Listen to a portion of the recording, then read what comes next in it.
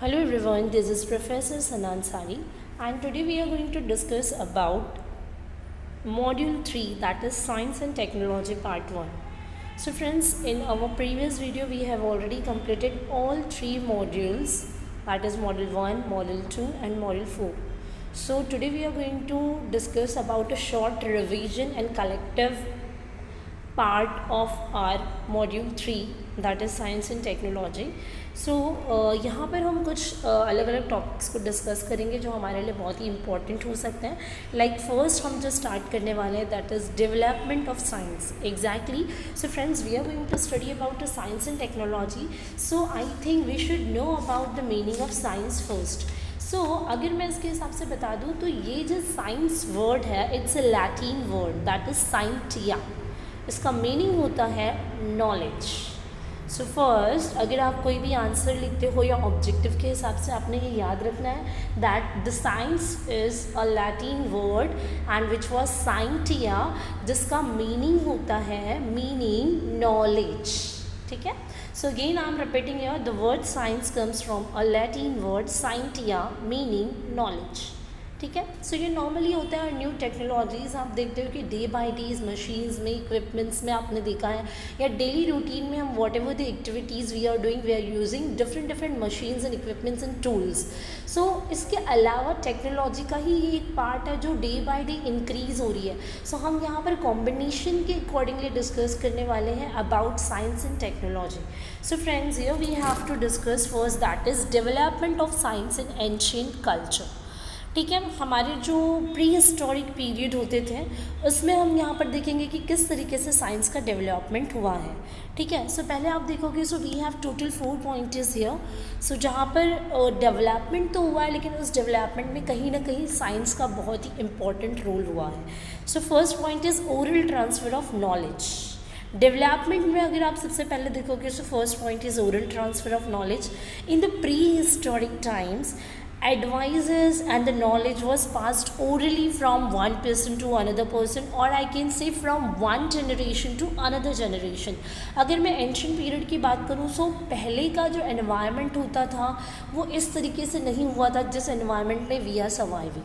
ठीक है. यहाँ पर we have lot of modes and lot of tools जिसके through we can transfer our information and advices and ideas to one person to another person.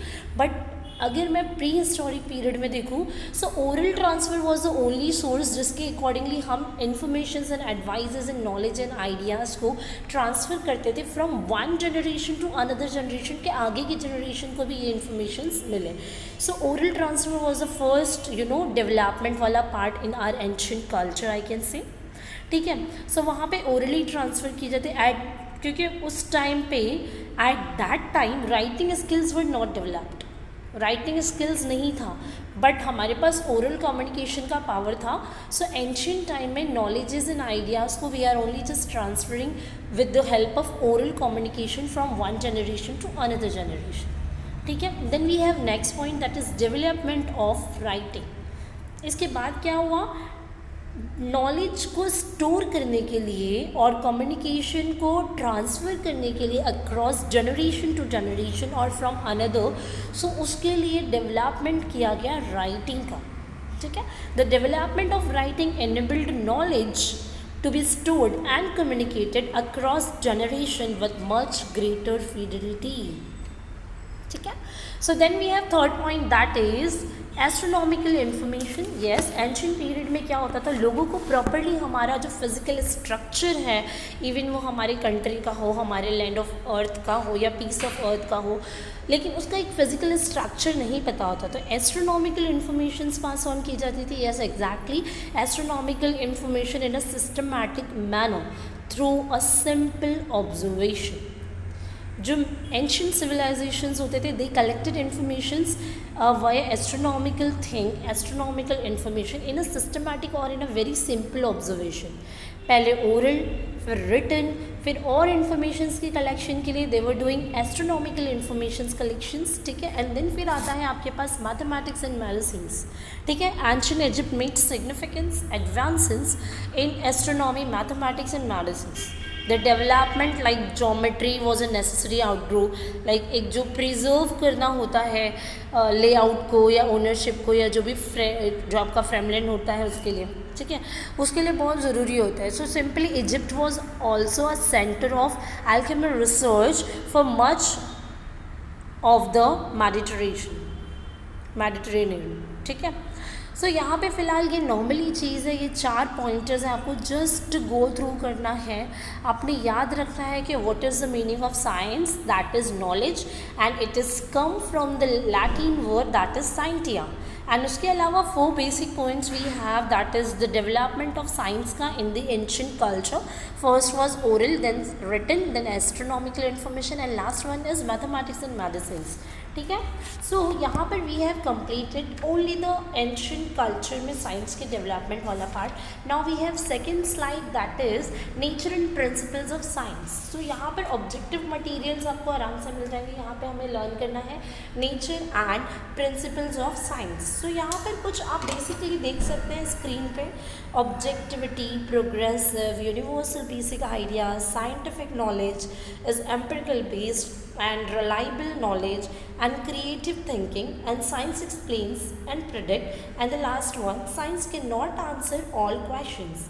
So friends, so यहाँ पर natures and principles में अगर आप देखोगे, so basically ये pointers आपको याद भी रखने हैं objectives के लिए और साथ ही साथ आपके जो MCQs questions होते हैं उसके लिए. लाइक यहाँ पर ऑब्जेक्टिव्स. सो अगेन यहाँ पर अगर आप रिटन में लिख रहे हो, so you have to start with the introduction part of science, that is again I am repeating, science is a Latin word which is scientia meaning knowledge, ठीक है. सो यहाँ पर आप देखो ऑब्जेक्टिविटी, एग्जैक्टली साइंस हमेशा से based करता है ऑब्जेक्टिव पे. मतलब साइंस का जो रिजल्ट जो प्रोड्यूस होता है it is totally based on objectives, ठीक है. ये बहुत ही सब्जेक्टिव नहीं होता है, ऑब्जेक्टिव बेस्ड होता है.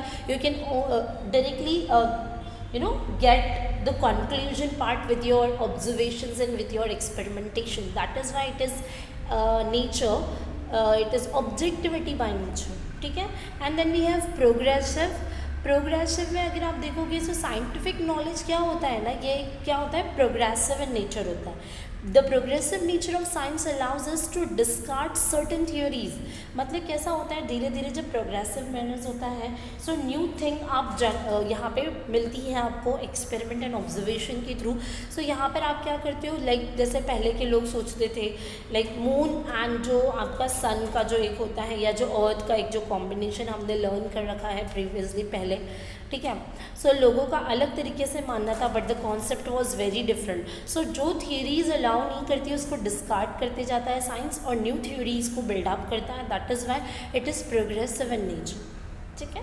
Then we have universal basic ideas. Exactly science also assumes that the universe is a vast single system in which basic rules are the same for everywhere and every one और for everywhere. मतलब science के जो knowledges and ideas होते हैं या फिर जो उसके बेसिक आइडियाज़ होते हैं वो हर जगह एक जैसे होते हैं. लाइक साइंस के बहुत सारे एक्सपेरिमेंट्स आप देखते हो, ठीक है, या जो भी आपने एक्सपेरिमेंट्स लर्न किए हैं टिल योर 10th स्टैंडर्ड, सो वो आप कहीं पे भी किसी भी कंट्री में पढ़ो सो वो सेम ही रहने वाला है, because it is a universal. Experiment and observation के बेस पे जो कंक्लूजन मिलता है it is very real, reliable and tentative. इसकी वजह से ये यूनिवर्सल होता है और हर जगह पे इक्विवेलेंस सेम होता है. Then we have next point, that is scientific knowledge is empirical based. Yes, exactly. What do we mean by the empirical? Empirical का मतलब होता है it refers knowledge claims based upon certain observations of the natural world. आपके जो natural worlds होते हैं, world है आपका, natural world पे आप कुछ experiments करते हो, उसके base पे आपने जो knowledge claim किया, that is called as empirical. ठीक है. सो एग्जैक्टली साइंटिफिक जो नॉलेज होती है वो हमेशा एम्पेरिकली बेस्ड होती है. आप फेक या फिर अपने अकॉर्डिंगली, अपने विश के अकॉर्डिंगली कोई भी थ्योरीज को बिल्डअप नहीं कर सकते.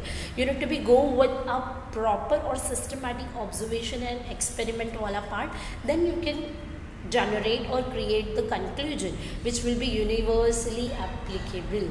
ठीक है. Then we have next point, that is reliable knowledge. Exactly, science is always supposed to give reliable and tentative knowledge because it's totally based on objectivity, progressive and observation and the experimentation. ठीक है. Then we have creative thinking. Yes, exactly. Scientists do not solely rely on the logic and the rationality. मतलब logic जो exactly happen होता है हमारी real life में, या फिर जो रैशनैलिटी होती है उसके बेस्ड पे ही ओनली वो रिलाई नहीं करते हैं. In fact creativity is also a major source of inspiration and innovation in science.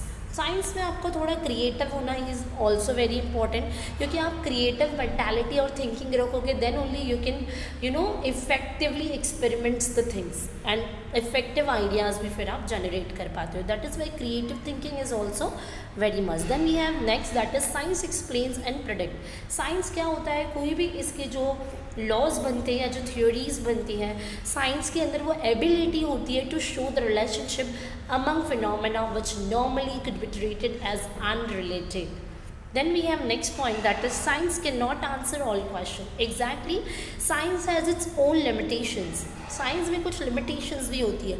अगर आपको याद हो जब आप 10th में एक्सपेरिमेंट्स लिखते थे तो उसके एंड में आप लिमिटेशंस भी लिखते थे, देन आप कंक्लूजन्स पे स्विच ऑन करते थे. तो exactly science has its own limitations. It can not provide answer to all question. ठीक है, हर क्वेश्चन का आंसर देना it is not possible. Like what is the correct and the true and the actual meaning of life. तो science आपको एक objective based इसका answer नहीं दे सकता. There are lot of options and the lot of thing which we can explain for this question that what is the meaning of life, but science is not have a capacity और आई can से मतलब science पूरी तरीके से clear नहीं कर सकता meaning of life. ठीक है, सो ये हमने देखा है. इसके अलावा कुछ अदर पॉइंट्स है which is very much important for the objective, that is superstitions, myth, prejudices, फिर ब्लाइंड बिलीव्स. ठीक है, ये सारी कुछ ऑप्शंस हैं वो हम यहाँ पर देख लेते हैं. So science and superstition, there are lot of difference between science and superstition. लोग साइंस को पहले जब एंशिएंट कल्चर में साइंस का धीरे धीरे डेवलपमेंट होने लगा, so people were considering science as a superstition or they were not doing any differentiation among the science and superstition. But I can say there is a lot of difference between science and superstition. Science आपको पता है it is knowledge based on some observations and experimentations, and superstition क्या होता है, आपने word सुना होगा, that is अंधविश्वास. हम superstitions पे blindly believe कर लेते हैं या अंधविश्वास होता है. आप कैसा होता है, पहले के लोग बहुत सारी चीज़ें मानते थे कि आपको अगर कोई स्टार है, कुछ है, तो उसको इस तरीके से मानना है. कोई चीज़ मिल गई, पत्थर पे कुछ लिखा हुआ है या कुछ अलग तरीके से आपको सिंबल दिख रहा है, सो इसके अकॉर्डिंगली लोग बहुत ही ज़्यादा सुपरस्टिशन को फॉलो करते थे. और बहुत सारी ऐसी बातों को फॉलो करते थे जो सुपरस्टिशन का पार्ट है. किसी के साथ अनटचेबल पीपल हो गए, या फिर कोई कैट का क्रॉस करना, बहुत सारी चीज़ें होती है. ठीक है, सो यहाँ पर साइंस के पास क्या होता है, डिफरेंस क्या है. साइंस के पास क्या है, science has evidence to support its claim. Science अगर कुछ क्लेम कर रहा है based on its research and experiments, so science के पास एविडेंस होते हैं, सबूत हुआ करता है. आप एक्सपेरिमेंट लिखते थे उसमें आप एविडेंस भी लिखते थे, तो साइंस के पास एविडेंस होता है to support its claim. But जो सुपरस्टिशन होता है ना, it's mainly from the cultural believes. Its main foundation is of unseen force taking activity in our lives, be it for a positive negative cause. ठीक है, ये हमारी day to day life का जो एक होता है अनसर्टेन, या फिर एक बोल सकते हैं अनसीन फोर्स होता है, that is just cultural believes जो हम करते हैं. लेकिन इसके पास कोई एविडेंस नहीं होता, बट लोग मानते हैं, फॉलो करते हैं और इसी को कंटिन्यू रखते हैं. That is superstition. But science has evidence to claim or to support its claim. ठीक है, ऑब्जेक्टिव्स के लिए you need to be remember this. Then we have myth. myth होता क्या है, it is a traditional or it is the story which is based on the tradition. ठीक है, it has a deep symbolic meaning. अब myth का मतलब होता है किसी भी ट्रूथ को कन्वे करता है ये.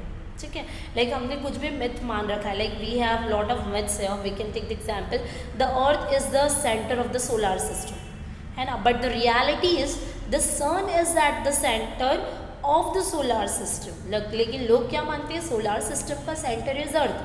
बट द रियलिटी, मिथ, ये दिस इज कॉल्ड मिथ. हम मानते हैं कि अर्थ है, लेकिन द रियलिटी क्या है, sun is the centre of the solar system and the planets and the moons and ये सारी चीज़ें क्या होता है, that is a different thing. The third is the third, earth is the third planet from the sun. So objective के लिए याद रखना है, earth is the third planet for the sun from the sun, ठीक है, but earth is not the centre of the solar system, but the sun is the centre of the solar system, ठीक है। सो ये सारी चीज़ें आपने याद रखनी है, ठीक है। इसके अलावा मिथ हो गया, then we have blind believes and the prejudices. Blind believes क्या होता है? It is the mental act और कंडीशंस और the habit of placing blind faith on someone और समथिंग। किसी पे भी आप ब्लाइंड मतलब बिल्कुल लाइक क्या हो रहा है, आप ब्लाइंडली बिलीव कर रहे हो, आप नहीं देख रहे हो कि this is the fact, it is true और नॉट, बट आप ब्लाइंडली बिलीव कर लेते हो ऑन समवन और something, that is called blind believe, ठीक है, याद रखना है for objective purpose. Then we have prejudices. Prejudices क्या होता है? इट इज़ नेगेटिव, यानी आप बोल सकते हो it refers to an adverse judgement और ओपिनियन, ठीक है, फॉर समथिंग। अगर कोई चीज़ है या कोई फैक्ट है उसके ऊपर आप पहले से एडवर्सली आप एक मेंटेलिटी आपने बना रखी है या जजमेंट या ओपिनियन आपके बना रखी है, so it is called as prejudices. There is a lot of difference between blind believes. Blind believes जहाँ पर आप ब्लाइंडली बिलीव कर रहे हो, फेक कर रहे हो किसी भी चीज़ पर, it is your mental actor conditions और your habits.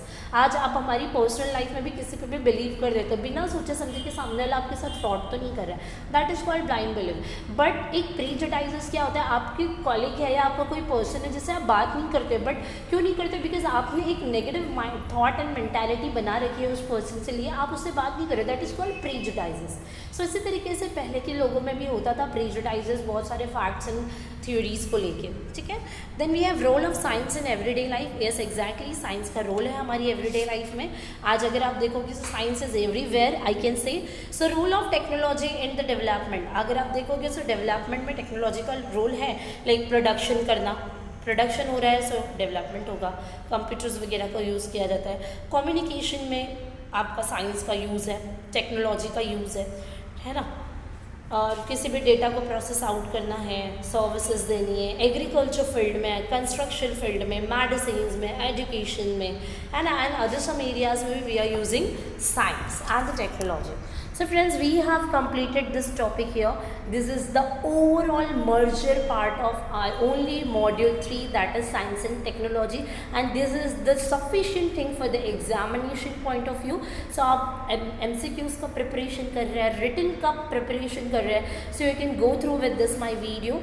If anybody have any doubt and difficulty, so you can surely make a comment on my YouTube channel. That's all enough for today. Bye bye, have a nice day, take care everybody, all the best for your examination.